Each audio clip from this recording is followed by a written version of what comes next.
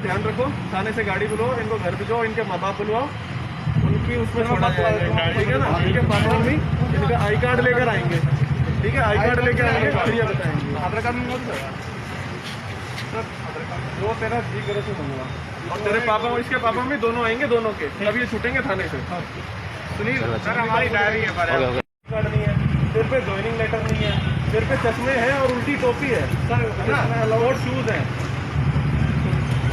Time मारेगा तो पूरा, लेकिन ना तेरे पे आई कार्ड है, ना तेरे पे कंपनी का कार्ड है, ना तेरे पे ज्वाइनिंग लेटर है। टाइम मारने का पूरा टाइम है।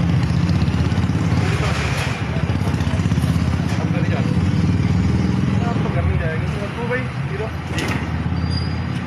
तो हो जाता है ना,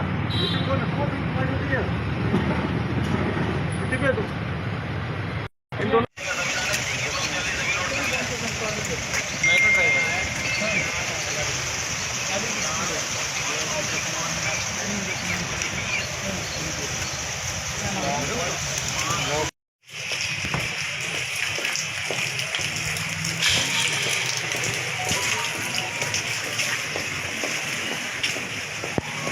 लगाने में कोई गरेज क्यों है आपको? और घर से जो भी कपड़ा बांध लीजिए, टी शर्ट बांध लो, दुपट्टा बांध लो, गमछा बांध लो, जो मन में आए वो बांध लो।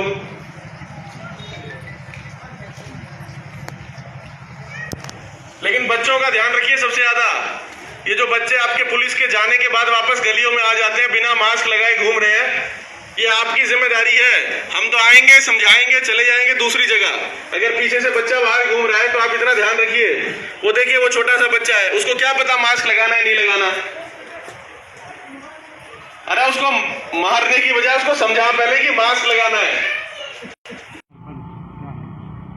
देखिए, ये लॉकडाउन 3 में कुछ व्यापार और कुछ दुकानों को छूट दी गई है, क्योंकि ज़रूरत को देखते हुए उनको अलाउ किया गया है।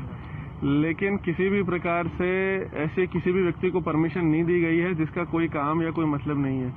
खासकर हम ये चेकिंग करवा रहे हैं कि मोटरसाइकिल पे जो 2-2 लड़के घूम रहे हैं, और बहुत सारे ऐसे हम लोग प्रकरण में पकड़े भी जा रहे हैं जहाँ पे नाबालिग लड़के हैं जिनका घर से बाहर निकलने का अमूमन तौर पे कोई कारण नहीं है, जिनको बाहर नहीं होना चाहिए, ना वो कहीं नौकरी करते हैं, ना उनका कोई व्यापार या व्यवसाय है जहाँ पे वो लगे हुए हैं।